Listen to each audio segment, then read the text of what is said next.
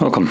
In front of me is a ZTE Blade V8 Lite, and today I'll show you how to capture a screenshot on this phone. And to get started, you'll want to open up the content that you wish to capture. I'll be using a home screen as an example for this. So, once you have it open and visible, simply hold power key and volume down at the same time. You get this animation. From here you can crop it a little bit if you want to, or keep it as it is, and you can share it, edit it, and discard it and save it, which is what I'm going to press save there, and it automatically gets saved to your photo gallery. So let me quickly find that application. Photos, there we go, and there it is.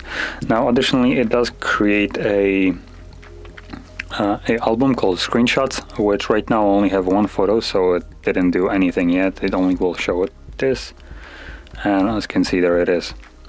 But that is how you'd capture a screenshot. And if you found this very helpful, don't forget to hit like, subscribe, and thanks for watching.